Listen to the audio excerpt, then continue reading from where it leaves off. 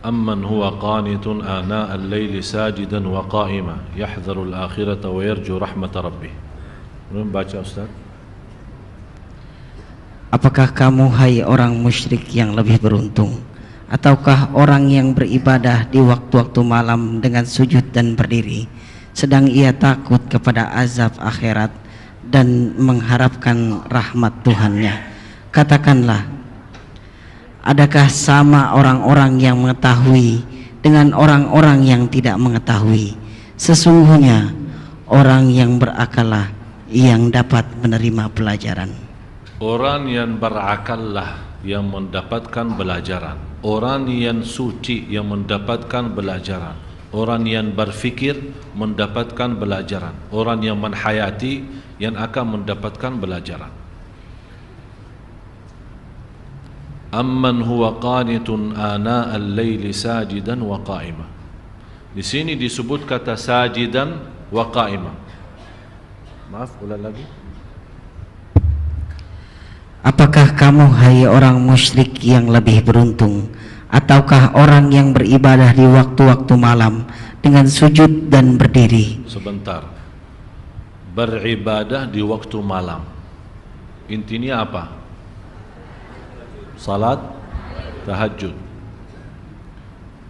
Saya mohon Bapak Ibu, kita teliti ya, kita koreksi atau istilahnya kita kupas, kita dalami. Saya mohon perhatiannya.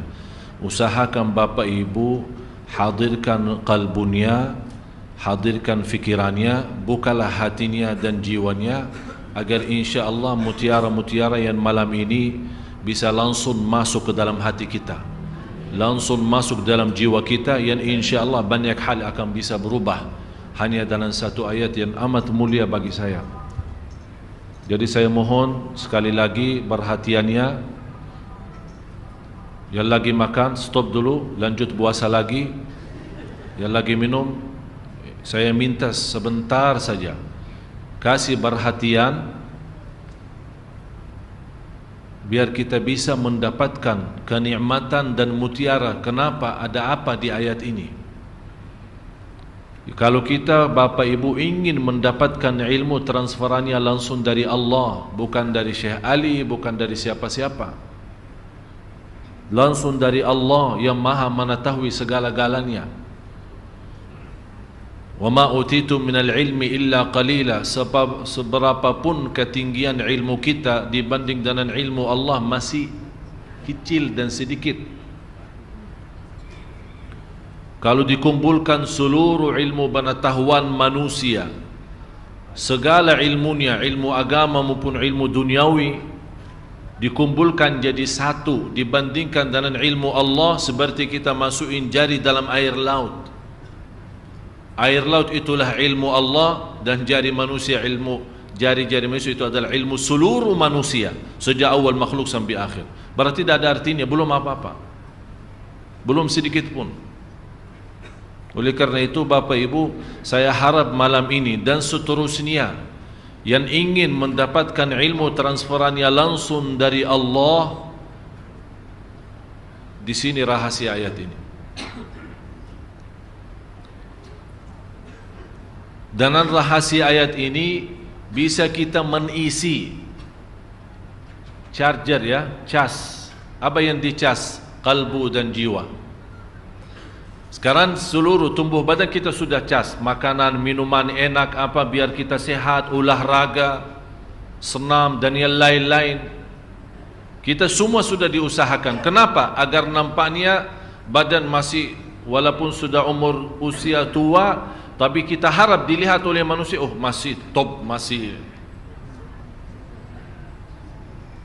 Kelihatannya pun dari sisi tumbuhnya, dari sisi mukanya, walaupun dia sudah tua tapi masih menjaga olahraga, senam dan yang lain-lain. Agar apa?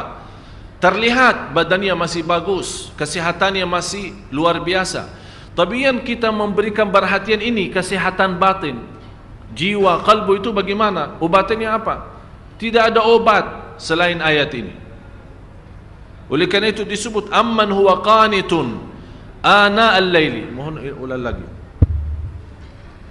Apakah kamu hai orang musyrik yang lebih beruntung, ataukah orang yang beribadah di waktu-waktu malam dengan sujud dan berdiri? Beribadah di waktu malam, karena di sini istilah beribadah sebenarnya terjemah saya sampaikan, belum ada bahasa yang bisa teliti isi Al-Quran selain bahasa Arab.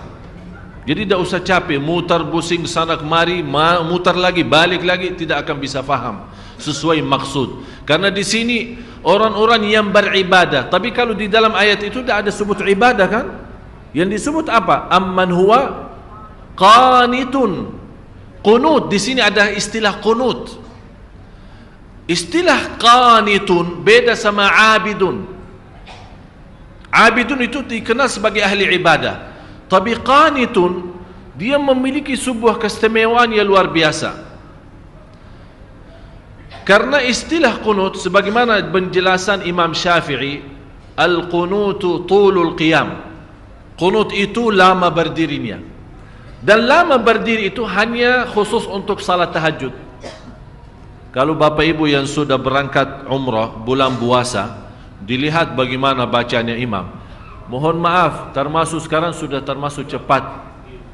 Karena sudah dilihat kondisi umat sudah mulai malas, akhirnya dikurangin. Padahal waktu saya masih di sekolah SMP, masih SD SMP, dibawa sama orang tua ke Masjid Nabawi, dalam satu malam imamnya khatam 3 juz.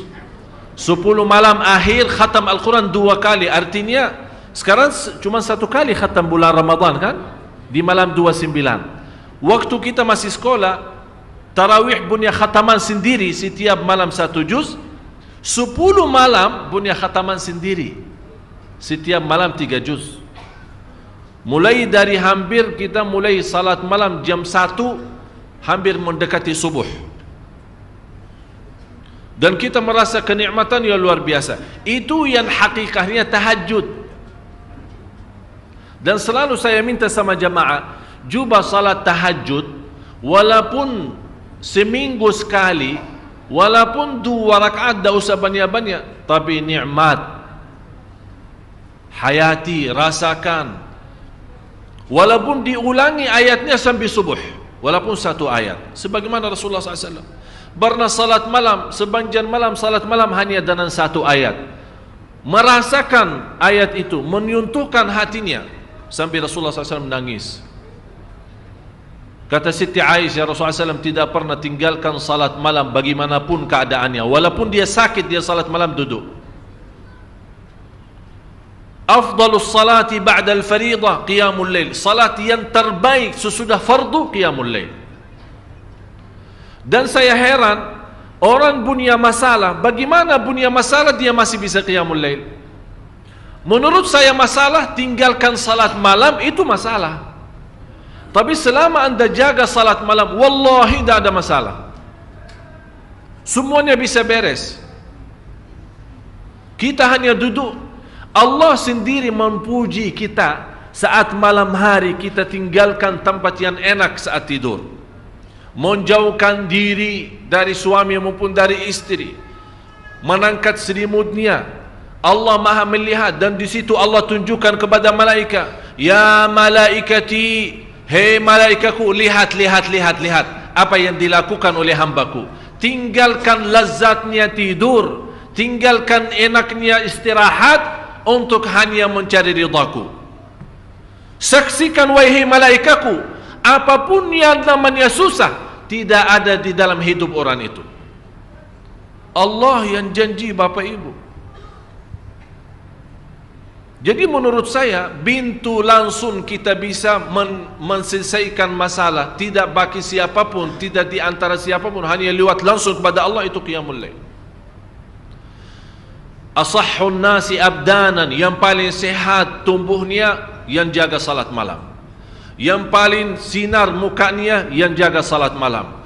Yang paling suci batinnya yang jaga salat malam. Yang paling berkah ucapannya yang jaga salat malam. Yang paling mulia perbuatannya yang jaga salat malam. Semua terjamin berkah kata, baik perbuatannya, suci batinnya. Malah dari sisi salat malam, karena terisi ketakutan kepada Allah, dan ketakutan yang terisi kalbu, terbakar namanya syahwat. dan isi ketakutan dalam hati kita saat salat malam. Karena yang membuat kita salat malam, mungkin ada di sini ayat amman huwa qanitun ana al-laili sajidan, bersujud dan Ustaz berdiri, bersujud dan berdiri. Kenapa disebut di sini sujud dan berdiri? Tahu kenapa Bapak Ibu? Saat bersujud kita tunjukkan rendah hati. Saat bersujud, walaupun namanya muka, kalau kita tunduk kepada selain Allah terasa terhina. Tapi kalau kita bersujud untuk Allah terasa bangga. Saat berdiri terasa lembut hati. Bagaimana terasa lembut hati? Karena saat berdiri diajurkan, saat kita berdiri kan mata kita kan tambah sujud. Sampai tidak berani menangkat mata, melihat ke atas. Seolah-olah kita merasa sudah Allah di hadapan kita, malah kita malu karena masih muka kita, mata kita, mulut kita masih tercampur banyak dosa dan maksiat. Kita malu menangkat. Ini yang membuat kehadiran kalbu dan fikiran saat itu merubahkan qiyam itu istimewa. Sampai Allah menikmati saat kita berdiri. Oleh kerana itu disebut di ayat ini amman huwa qanitun ana al-laili sajidan wa qa'ima. Bapak Ibu, kenapa di sini didahulukan kata sajidan, bersujud dan berdiri, padahal kita tahu sama-sama berdiri kan sebelum sujud kan? Tapi kenapa di sini didahulukan sujud? Aqrabu ma yakunu al-'abdu ila Allah wa huwa sajid, paling dekat posisi hamba kepada Allah saat sujud. Paling dekat posisi kita di hadapan Allah saat Allah mendahulukan sujud daripada berdiri, padahal kita tahu berdiri duluan. Allah menanamkan rasa rindu kepada sujud. Oleh kerana itu tertanam kita berdiri lama, nikmati bacaan. Seperti dari bacaan Al-Fatihah dan ayat-ayat yang lain, kita terasa lagi memuji Allah, membaca kalamullah, menagungkan dan membesarkan Allah lewat bacaan Al-Quran. Dan terasa, ya Allah, saya sudah lama dan banjan berdiri untuk memujimu. Ya Allah, saya rindu bersujud agar menjadi mendekatimu. Masya Allah. Jadi posisi berdiri dan sujud itu ada ikatan yang luar biasa. Oleh karena itu di rahasia ayat ini dibawakan kata sujudan, sajidan wa qa'ima. Yang lebih indah lagi Bapak Ibu, dibawa kata sajidan, bukan sujudan. Kenapa sajidan? Itu merubahkan orang ini sangat membutuhkan kedekatan kepada Allah. Memang Bapak Ibu semua saya yakin sangat merindukan menjadi hamba yang terdekat kepada Allah. Itu sujudnya. Oleh karena itu dalam kesempatan saat sujud diserahkan oleh Rasulullah kita berbanjan doa, menadu, bermunajat. Karena saat berdiri lama memuji Allah lewat bacaan Quran, kita sekarang mulai minta hajat. Karena saat berdiri kan dah boleh doa. Kapan boleh doa saat? Apa yang kita baca saat berdiri? Alhamdulillahi Rabbil Alamin. Artinya apa? Segala puji. Berarti kita membaca Al-Quran sebenarnya intinya memuji Allah. Kita belum minta apa-apa. Cuba bayangkan kalau ada seorang manusia mulia atau orang kaya, kita duduk di hadapan dia atau berdiri di hadapan dia, kita 1 jam puji dia di depan ribuan orang. Habis kita selesai puji dia, kita minta hajat. Kira-kira ditolak enggak? Diterima. Saya pernah melihat ada seorang bawa kata syair memuji seorang raja di Arab. Sampai dibawa kata-kata, sampai terus terang saja saya tersentuh hati saya.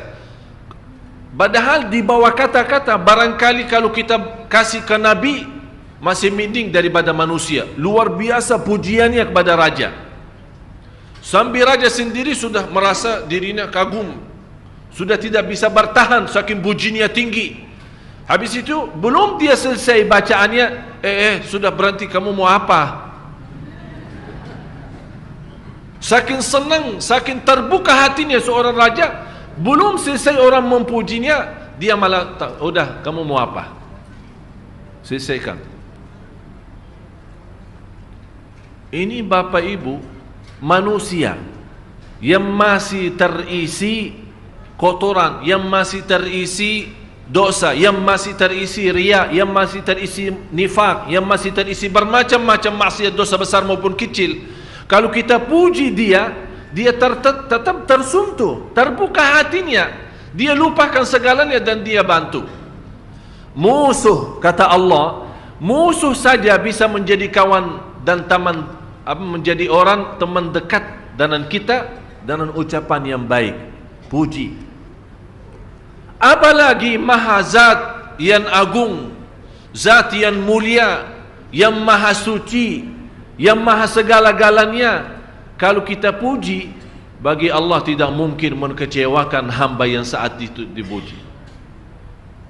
Oleh kerana itu, istilahnya saat kita berdiri memuji Allah lewat bacaan, termasuk bacaan Al-Fatihah dan ayat-ayat yang lainnya, karena kita termasuk orang-orang, ya Allah, walaupun saya tidak pantas membaca kitab-Mu, karena lidah ini yang membaca kitab-Mu masih banyak mengucapkan kata-kata yang kotor dan dusta. Ya Allah, saya tidak pantas membaca kitab-Mu, karena lidah ini sudah banyak berkata-kata bohong dan mencaci maki orang. Ya Allah, saya tidak pantas diberikan kemudahan membaca kitab-Mu, karena lidah ini sudah terlanjur mencaci dan membuka aib orang. Tapi di saat itu kita rasakan saat berdiri dan diberikan oleh Allah kelancaran lidah membaca kitabnya dan memujinya, itulah Allah memberikan pendahuluan agar saat kita sujud seolah-olah Allah bertanya, kamu mau apa lagi? Apa yang kamu butuh? Apa yang kamu perlu? Kalau belum kita puas dari sujud pertama, ini hikmahnya ada 2 kali sujud. Belum puas, ada yang tertinggal. Memang kadang-kadang syaitan menggoda kita, hajat-hajat bisa tertinggal, ada yang lupa. Begitu kita berdiri, ingat saat di antara sujud, masih ada kesempatan lagi, sujud lagi. Allah Maha Besar, Allah Maha Agung, Allah Maha Mulia. Sungguh kita mulia kalau kita betul-betul bisa menikmati yang namanya sujud. Kata seorang salih, wallahi kalau bukan ada sujud di dunia, saya tidak bisa menikmati yang namanya dunia. Tidak ada artinya. Karena ada isi sujud, ada isi salat malam, dan 4 hal yang menjaminkan banyak rizki, bukan memudahkan rizki. Tolong Bapak Ibu hafal, 4 hal bukan menjaminkan rizki, bukan memudahkan rizki, tidak. 4 hal mendatangkan rizki kemari. Dan 4 hal bukan Allah kasih kemudahan berarti kita berjalan mencari rizki Allah kasih, tidak. Bukan dikasih kemudahan, tapi di mana saja kita ada, posisi kita di mana saja, Allah datangkan rizki kepada kita. Yang pertama, qiyamul lail, salat malam. Yang kedua, berbanyak istighfar waktu sahur. Kalau anda tidak salat malam, jangan tinggalkan istighfar waktu sahur. Waktu sahur kapan? Kira-kira 30 menit sebelum azan. Ada satu hadis dijelaskan waktu sahur, makan sahur kan? Tapi ada yang suka makan sahur jam 1, ada yang suka jam 2. Tapi menurut saya waktu yang tepat untuk makan sahur dikirakan membaca 50 ayat. Membaca 50 ayat. Kalau bagi kita 50 ayat ya setengah jam lah. Dah tahu bagi Bapak Ibu gimana? 1 jam ya bolehlah, 1 jam tak apa-apa. Ya tergantung lancar atau tidak. Tapi ukurannya seperti itulah, kurang lebih seperti membaca 50 ayat dari Al-Quran. Itulah namanya waktu sahur.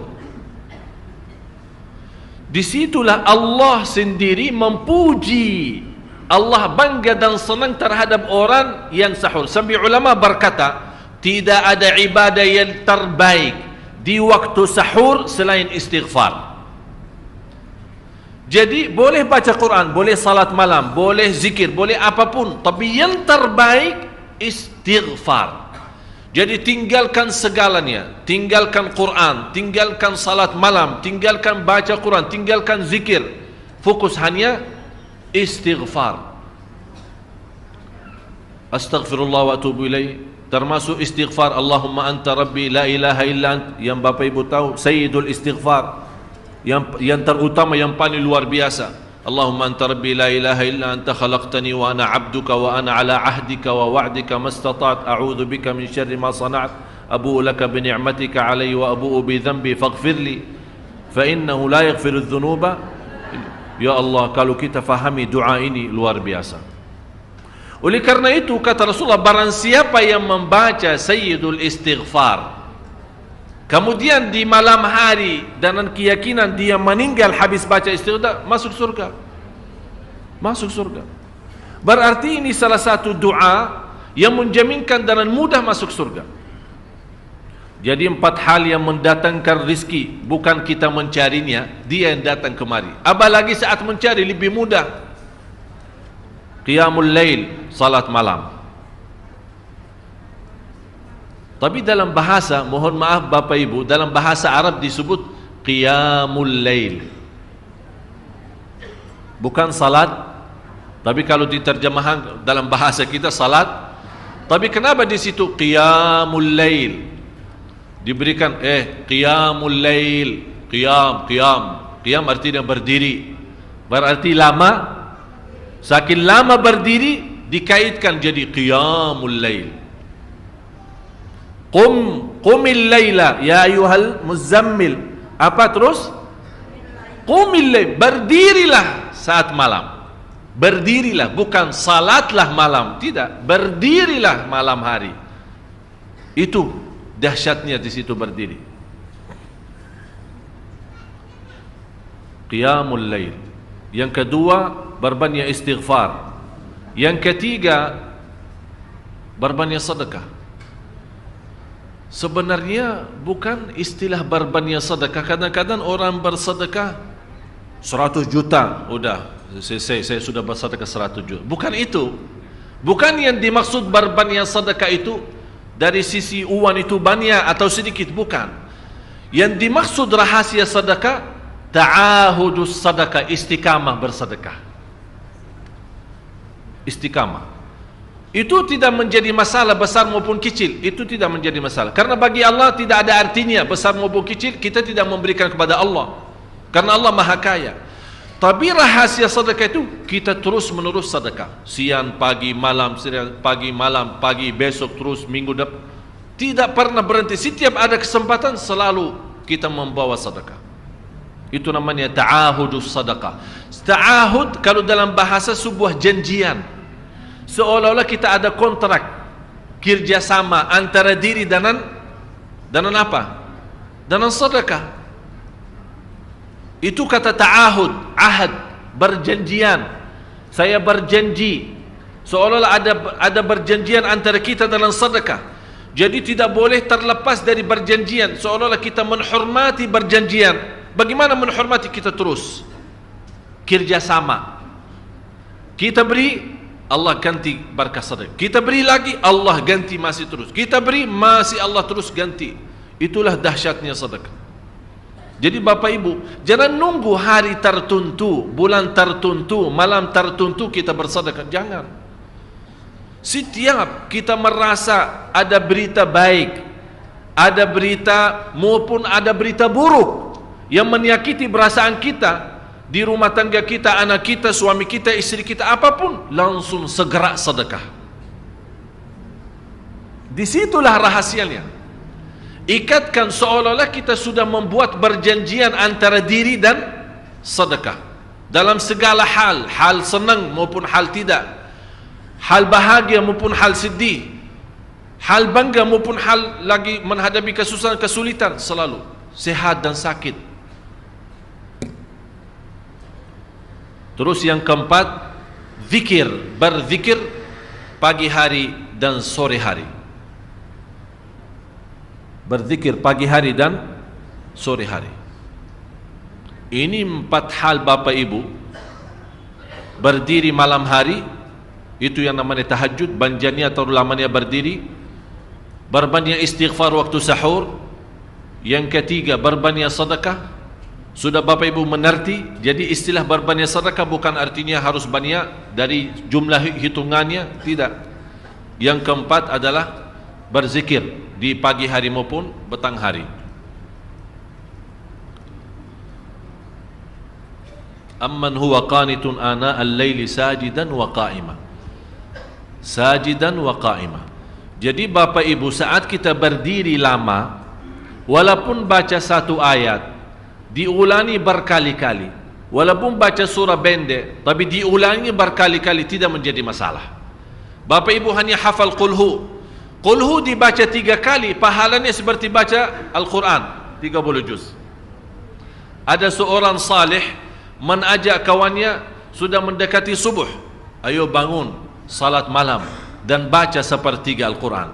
Langsung orang itu menjawab, bagaimana saya baca, sebentar lagi muazan. Bacalah qul huwallahu ahad. Salat malam dan qul huwallahu ahad. Jadi Bapak Ibu, yang saya harap jangan susah fikir, ya Allah saya mau baca apaan.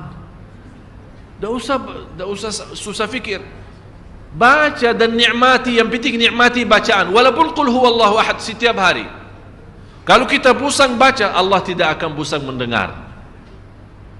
Malah Allah paling senang mendengar bisikan bacaan dan bisikan doa kita malam hari. Allah paling senang mendengar bisikan doa munajat kita malam hari. Itu luar biasa. Terus lanjut, sedang ia takut kepada azab akhirat dan ya mengharapkan Allah, rahmat Tuhan. Ini Bapak Ibu, takut dan mengharap rahmat. Inti daripada salat malam, inilah rahasia kalau Bapak Ibu mau mendapatkan transferan ilmu dari Allah. Yahdharul akhirah, takut kepada Allah dan takut hari akhirat. Takut aib kita ditahu oleh miliaran manusia. Takut dosa kita ditahu oleh miliaran manusia. Malu terbuka buku amal kita dilihat oleh miliaran manusia. Itu semuanya di hari akhirat. Jadi membuat kita jaga salat malam ketakutan kita kepada hari akhirat. Karena di hari akhirat itu apapun yang kita sudah sembunyikan, nanti tidak ada istilah sembunyi. Semuanya terbuka. Di hadapan Allah, di hadapan malaikat dan di hadapan seluruh makhluk. Yahdharul akhirah. Dan barang siapa yang mampu menikmati lama berdiri, akan Allah meringankan lama berdiri di hari kiamat. Bapak Ibu tahu berapa lama berdiri di hari kiamat? 1 hari 50.000 tahun. Sekarang kalau saya minta imam khusus malam Jumat ini, ya, malam Jumat ini saya minta Bapak Ibu malam ini kita agak telat pulang. Saya minta sama imam nanti baca Al-Kahfi salat Isya 110 ayat. Dah tahu bagaimana kalau kita takut salah malah dah ada makmum sudah pulang duluan. Alasannya apa? Oh, anak nanti bis ketinggalan, nanti taksi tidak ada, nanti kalau terlalu malam tidak aman. Itu bermacam. Kita takut urusan antaran ke rumah, pulang ke rumah. Siapa yang mengamankan nanti di hari akhirat? Kalau takutan di dunia ini dibandingkan dengan takutan di akhirat, tidak ada, tidak bisa dibandingkan, tidak bisa, sangat jauh. Oleh kerana itu kata Allah di hadis qudsi, barang siapa yang takut kepadaku di dunia, aku amankan dia nanti di akhirat.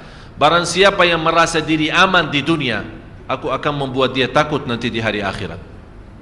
Tinggal anda milih.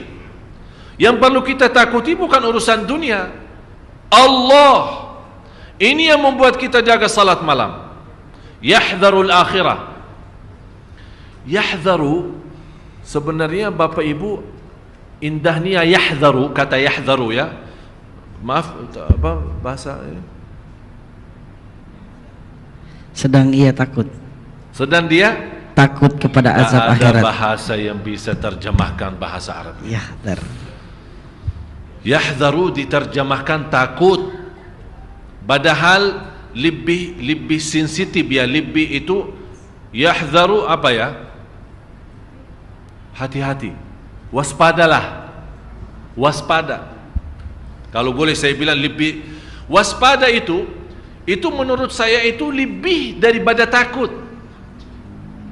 Jadi bukan hanya kadang-kadang kita takut belum tentu waspada, tapi saking waspada betul-betul perhatiannya luar biasa kepada akhirat. Jadi setiap akhirat. Jadi terus terbayang selalu akhirat. Ini yang membuat kita saking waspada, saking betul-betul berhati-hati. Itu yang paling kata yang cocok, kata yahdharul akhirah. Agar seimbang Bapak Ibu, karena Islam menanjurkan jangan takut sampai putus asa. Itu yang dilarang oleh Islam. Kadang-kadang saking banyak dosa kita, sudah terbayang akhirat, sudah betul-betul waspada, ingat dosa lalu, akhirnya lama-lama saking tinggi takutnya, ya Allah, terus bagaimana dosa lalu saya? Apakah diampuni atau tidak? Apakah dapat rahmat tidak? Ayat selanjutnya memberikan seimbang. Yahdharul akhirata wa yarju rahmata rabbih. Ya Allah, Bapak Ibu mohon maaf kalau saya mau teliti ya setiap kata, setiap ayat, setiap kalimat, setiap huruf. Barangkali sampai subuh belum kita selesai satu ayat ini, belum tentu selesai. Allahu Akbar. Wa yarju rahmat rabbih.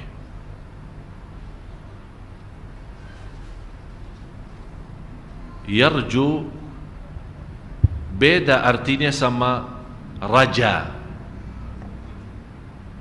Yarju beda artinya sama raja. Raja sudah berharap, sudah lalu. Dia punya harapan rahmat Allah, ampuni dah, sudah lalu. Tapi yarju tidak pernah berhenti memiliki harapan kepada Allah. Tidak pernah berhenti, selalu berharap. Di situ ada takut, ada juga di sampingnya harapan. Dia takut memang dihukum atas dosa dan maksiat yang telah dilakukan, tapi di sisi lain dia merasa Allah Maha Adil dan Allah Maha Kasih Sayang.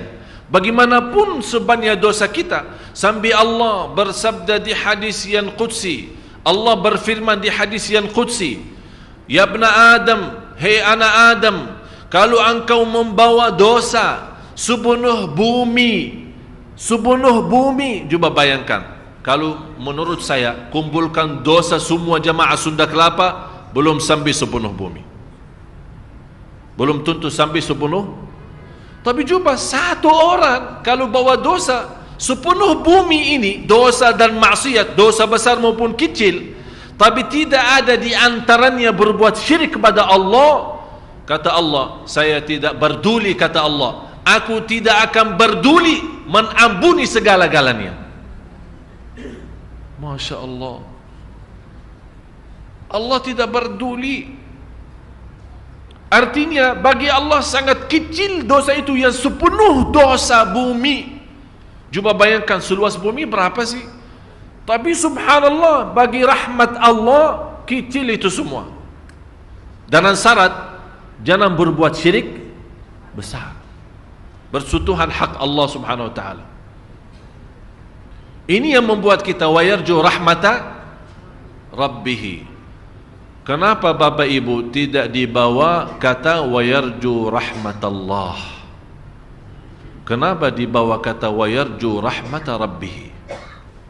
Kalau kita lihat awal Al-Fatihah, alhamdulillahi rabbil alamin.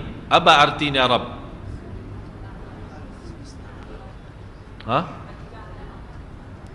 Menjaga. Kata Rabb itu apa artinya? Tuhan. Enggak. Saya kasih gambaran biar insyaallah Bapak Ibu bisa lebih faham ya. Orang tua punya anak. Segala kebutuhan anak diberikan oleh orang tuanya. Jadi anak menanggap bapaknya, apalagi pas dia masuk membawa bermacam-macam makanan dan minuman. Karena anak itu tidak tahu istilah Tuhan atau Allah, dia menganggap bapaknya segala-galanya. Rizki bapak, mainan bapak. Dia datang dari luar membawa banyak macam-macam. Seolah-olah anak itu sudah merasa segala kenikmatan dan kebutuhan oleh anak itu ditutupi dan dipenuhi oleh ayahnya. Segala kenikmatan, segala rahasia, segala kemuliaan semuanya dari ayahnya. Oleh kerana itu dinamakan Rabbul Bait. Rabbul Bait artinya Rabb rumah tangga. Rabb artinya kepala. Seolah-olah karena segala-galanya untuk anaknya adalah dari dia. Yang mendidikkan anak itu, yang membesarkan anak itu dengan segala rizki yang dia bawa kemari untuk anak itu. Oleh karena itu dinamakan Rabb. Tapi kalau kita kata Rabb sendiri maksudnya Allah. Tapi kalau misal kita bilang Rabbul Masjid atau misal Rabb rumah, apa artinya Rabb rumah? Kepala rumah yang bertanggung jawab segala-galanya. Misal Rabb mobil, apa artinya Rabb mobil? Yang punya mobil. Tapi kalau kita bilang Rabbul Bait, kalau di surat Quraisy kan ada ila fihim rihlatash falyabudu rabb hadzal bait. Istilah kata Rabb memang dalam bahasa Arab Rabb itu kalau datang sendiri maksudnya Allah. Tapi kalau ada sebuah kata yang diikutnya belakang itu bisa rubah makna. Di sini kata wa yarju rahmata rabbih. Rabbihi ini kan ada hak. Seolah-olah kita di sini menakui tidak pernah terputus harapan kita kepada Allah sebagai segala nikmat yang aku miliki itu dari Dia. Segalanya dari Dia, lahir batin saya dari kecil sampai besar dari Dia. Oleh karena itu saya bilang Rabbi. Kalau kita bilang Rabbi wa Rabbuka Allah. Kalau di dalam surat Al Imran ada Rabbana kan? Saat kita baca doa Rabbana atina. Tapi kalau untuk satu orang apa bilang? Rabbi. Rabbi. Berarti kata sebenarnya kata Rabbi lebihnya daripada kata Allah, padahal kata Allah itu termasuk sebuah nama yang sangat agung di antara Asmaul Husna. Tapi kata Rabbi ini sebuah akuian, ada sebuah barakui ya, kita akui. Kita akui sebagai orang-orang yang tidak punya apa-apa. Karena yang mendidikkan kita, yang memberikan segala-galanya Allah adalah Rabbi. Rabbi Allah. Wa yarju rahmat Rabbi. Seolah-olah di sini, ya Allah memang Engkau segala nikmat yang aku miliki hanya dari Engkau ya Allah. Saya juga mengharap rahmat itu sebagaimana nikmat yang tidak pernah terputus. Jadi kita ikat kata Rabbi karena kita meyakini dan akui dalam batin kita dengan kata Rabbi, ya Allah Engkau Rabbi yang mendidikkanku, yang memberikan segala nikmat yang aku miliki, nikmat harta, nikmat sehat, nikmat segala kalanya dari kecil maupun besar, yang terbayang maupun yang tidak terbayang. kita akui sebagai orang-orang yang menakui kenikmatan itu. Ya Allah, kita harap nikmat yang terus-menerus kepada kami sepanjang hidup kami. Ya Allah, kami juga harap rahmat itu tidak pernah terputus. Wa yarju rahmat Rabbih. Bapak Ibu, kalau kita bisa rasakan seperti ini, baru Allah berkata, wahai Muhammad sallallahu alaihi wasallam, hal yastawi alladhina ya'lamun wal ladhina la ya'lamun.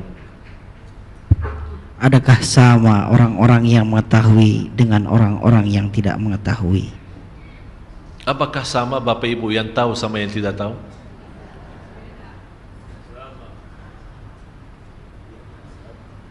Manusia terhadap ilmu empat.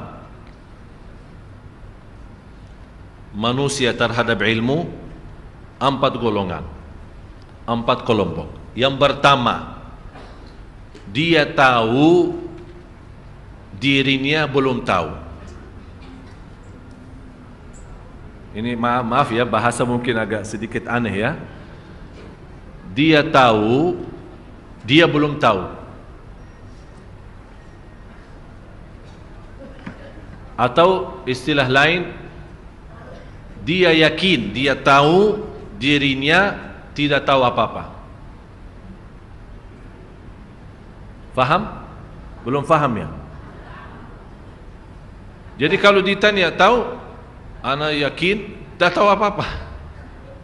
Ana tak tahu apa-apa.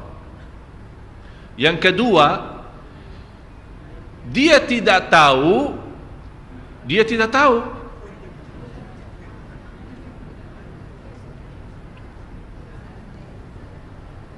Ini juga menjadi masalah. Dia tidak tahu dirinya, tidak tahu apa-apa. Yang ketiga, dia tahu dirinya tahu. Dia tahu dirinya tahu. Terus yang keempat kira-kira apa?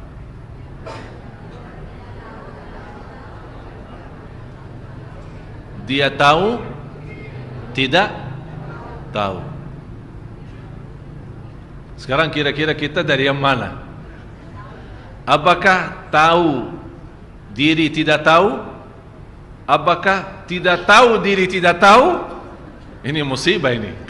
Sama sekali, malah dirinya tidak tahu posisinya apa, di mana Allah taruhnya, Anda tidak tahu. Ditanya dari mana? Saya tidak tahu dari mana dan kemana dan apapun bagaimana. Saya tidak tahu dari mana dan kemana dan bagaimanapun bagaimana. Mudah. Itu na'udzubillah, seperti ini binatang lebih berguna.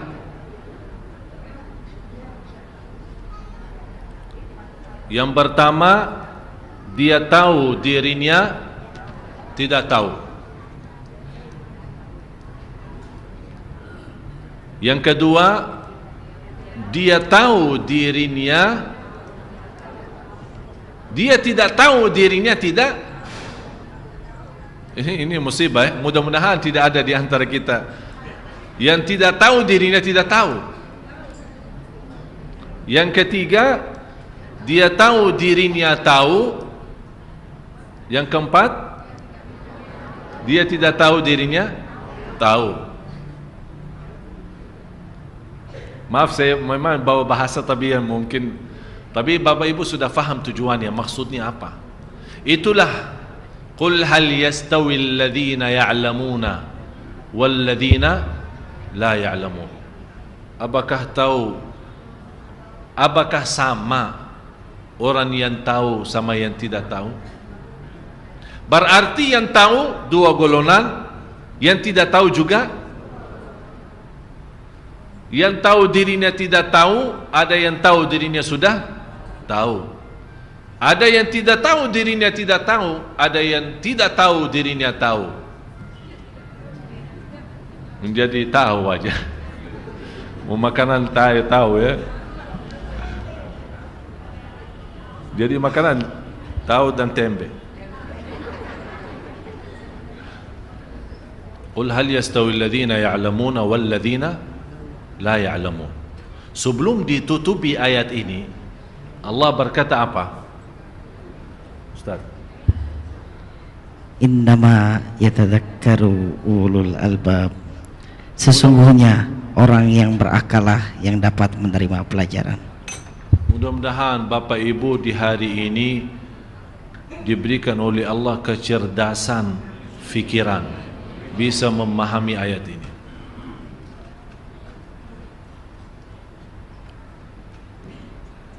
Menurut saya, kalau kita benar-benar mau memperbaiki kehidupan kita dan juga mau memperbaiki negeri kita, kuncinya salat malam.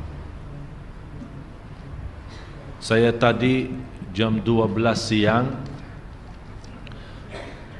berjumpa dengan Bapak Marzuki Ali, Ketua DPR. Terus dikasih oleh protokol hanya 15 menit. Saya masuk jam 12. Hanya dikasih waktu karena beliau ada kesibukan yang lain 15 menit. Alhamdulillah kalau saya ketemu beliau tidak usah pakai janji. Jadi kalau beliau ada di kantor saya boleh masuk. Tinggal kasih laporan Syekh Ali di luar, dikasih masuk 15 menit. Saya masuk jam 12, saya keluar jam setengah 3. Sampai orang yang rapat dengan beliau tunggu di luar. Setiap sebentar lagi sekretarisnya masuk, bentar. Saya bicara banyak, tapi luar biasa beliau sangat terharu. Saya bilang hal yastawi alladhina ya'lamuna wal ladhina. Saya bilang, Pak, tolong kasih saya kesempatan sekali-kali saya berikan ceramah ke orang anggota DPR semua.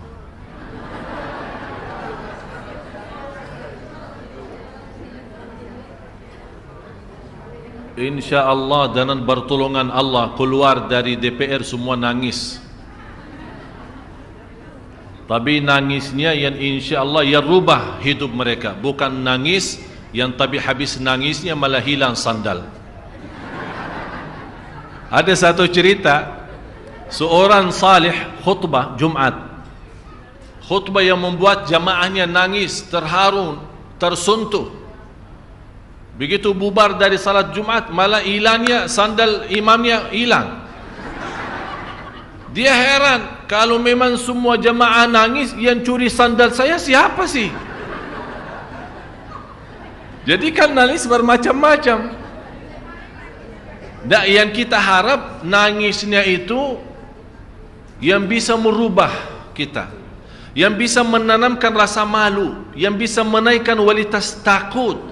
Yang saya selalu bilang, terisi takut hati kita kepada Allah, terbakar yang namanya syahwat. Bukan menghilangkan syahwat lagi, terbakar, habis total syahwat itu. Jadi bagaimanapun datang syaitan menggoda, tidak ada lagi, tidak ada yang tersisa dari syahwat karena sudah terbakar habis. Itulah saking nikmatnya ayat ini. Yang mudah-mudahan Bapak Ibu kita menjadi orang yang disebut oleh Allah di ayat 9 ini. Innama yatadzakkaru ulul albab. Ya Allah, jadikan Bapak Ibu semua ahli ulul albab. Ulul albab dijelaskan oleh ulama yang berakal selamat. Akal selamat artinya bukan orang stres, bukan. Akal selamat artinya memiliki kecerdasan yang bisa memahami tujuan daripada ayat. Oleh karena itu Bapak Ibu, saya harap saat anda nanti malam salat malam, apalagi malam Jumat, saya minta semua jamaah mulai malam ini kita bikin sistem baru salat malam. Mudah-mudahan karena malam ini malam Jumat dan malam berkah, kita harap mulai malam ini Allah rubah segala-galanya ke depan. Hajat dunia, hajat akhirat, urusan rumah tangga, urusan usaha, urusan rizki, urusan kesehatan kita, segala-galanya Allah uruskan. Jadi kita benar-benar kita buka jubah. Saya yakin kalau Bapak Ibu masuk, apalagi malam Jumat, malam yang penuh barakat dan rahmat, di waktu sahur sebelum subuh, kira-kira 1 jam atau setengah jam saja, tak usah lama. 2 rakaat, tapi dengan nikmat, dengan enak, senang, rasakan. Terasa kita berdiri di hadapan Allah dengan rindah hati, dengan tawadhu', lembut, dan merasa merindukan segera sujud. Karena habis lama berdiri, saya yakin akan Bapak Ibu malam besoknya, walaupun capek, walaupun ngantuk, walaupun mau tidur, Allah kasih energi untuk kita bangun salat malam lagi. Karena kita sudah terasa indahnya, sudah terasa kenikmatannya.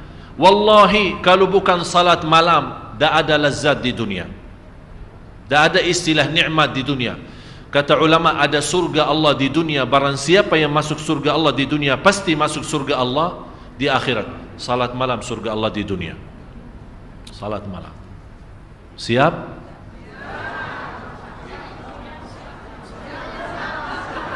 Masih ada yang bilang insya Allah.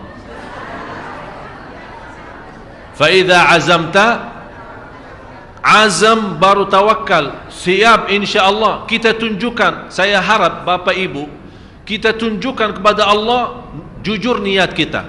Walaupun dari sekarang kita nawaitu, tunjukkan Allah, karena sekarang melihat bukan ucapan kita, bukan apa yang Bapak Ibu dengar, tapi Allah sekarang saat ini melihat apa isi hati Bapak Ibu. Isinya apa?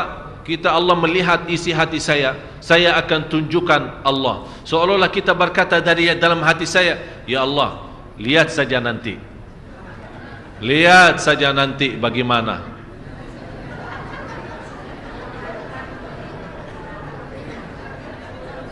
Maksudnya apa? Lihatlah nanti saja.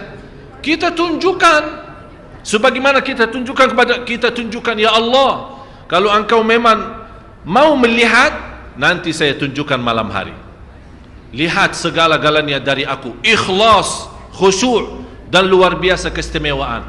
Disitulah Bapak Ibu, wallahi saya yakin, begitu anda salat subuh dan buka hari baru, sungguh akan menjadi berbeda dalam segala perasaan kita. Mau coba? Nanti malam. Lapangannya nanti malam.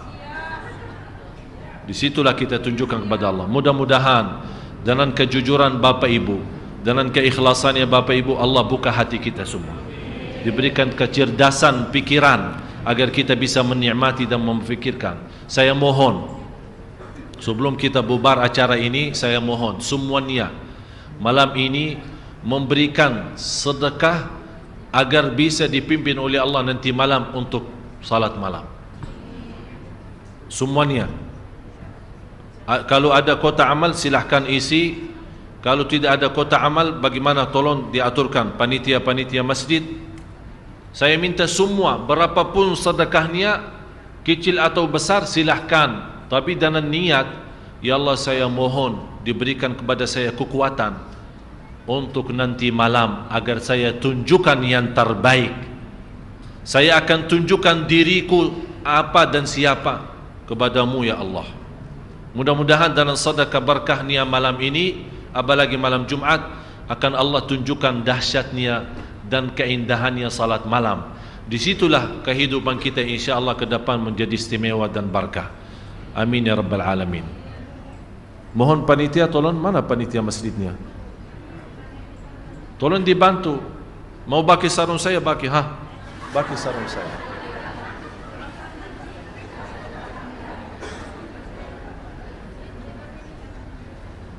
Semuanya saya harap semuanya bersedekah malam ini. Apa bagaimana terserah, mau berapa terserah. Saya tidak tuntut dan saya tidak minta. Pokoknya saya harap, tapi dengan niat satu. Ya Allah, kasih saya kekuatan dan taufikmu agar saya nanti tunjukkan kata sajidan wa qa'ima sebagaimana ayat ini. Dan mohon Bapak Ibu nanti, kalau Bapak Ibu sudah pulang ke rumah, sebelum anda tidur, baca ayat ini, surah 39 ayat 9. Baca sambil nikmati, sambil rasakan, sambil hayati, kemudian tidur. InsyaAllah lihat tidur yang indah. InsyaAllah lihat tidur yang indah. Sarung saya jangan bawa jauh dah. Semoga apa yang saya sampaikan bermanfaat. Semoga bagaimana kita sama-sama berkumpul di sini, mudah-mudahan diberikan oleh Allah kemuliaan sama-sama jumpa lagi di surga Allah bersama Nabi Muhammad sallallahu alaihi wasallam. Ya Allah ya Tuhan kami, berilah kepada bapa ibu taufikmu ya Allah, agar bisa istiqamah salat malam. Dan berkahnya salat malam dan keindahan salat malam, kita mampu memiliki kehidupan yang bahagia, rumah tangga yang sakinah mawaddah rahmah, dan segala kesulitan dan kesusahan dijauhkan oleh Allah dengan salat malam. Ya Allah, kuatkanlah kami agar istiqamah salat malam. Ya Allah, berilah taufikmu. Ya Allah, berilah kepada kami taufikmu agar mampu menjaga salat malam dengan seindah-indah ayat ini ya Rabbal Alamin. Agar kami mendapatkan ilmu langsung darimu ya Allah, ilmu laduni ya Allah, ilmu ma'rifat ya Allah, birahmatika ya arhamar rahimin. Ampunilah segala dosa kami, ampuni kekurangan kami, dan tutupi aib kami. Dan ya Allah, maafkan atas kesalahan kami ya Rabbal Alamin. Ampuni orang tua kami ya Allah, ampuni orang tua kami, dan ampuni saudara kami muslimin muslimat, mukminin mukminat yang hidup maupun yang telah wafat. Ya Allah, aku mohon dengan nama-Mu yang agung dan mulia untuk bapa ibu. Ya Allah, jauhkan wajah bapa ibu dari neraka jahanam ya Allah. Ya Allah, jauhkan wajah bapa ibu dari neraka jahanam ya Allah.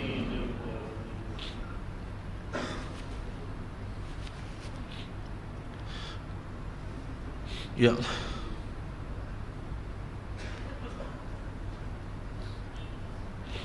ya Allah, jauhkan wajah bapa ibu dari neraka jahanam ya Allah. Keturunannya, anaknya, cucunya ya Allah, jauhkan dari neraka jahanam ya Allah. Bukalah hati bapa ibu semua ya Allah, agar menjadi hamba-Mu yang salih-salihah. Bukalah hati suami bapa ibu ya Allah, suami ibu-ibu dan istri ini ya Allah. Ya Allah, bukalah hati kami semua ya Allah, yang punya hajat lahir dan hajat batin, hajat dunia maupun hajat akhirat. Tidak ada yang keluar dari masjid ini di malam ini yang penuh barakah sampai dipenuhi oleh Allah segala hajatnya, hajat dunia maupun hajat akhirat ya Rabbal Alamin. Rabbana atina fid dunya hasanah wa fil akhirati hasanah wa qina adzaban nar. Wa sallallahu ala sayyidina wa nabiyina Muhammad wa ala alihi wa sahbihi wasallam. Walhamdulillahi rabbil alamin. Subhanakallahumma wa bihamdika asyhadu an la ilaha illa anta astaghfiruka wa atubu ilaik.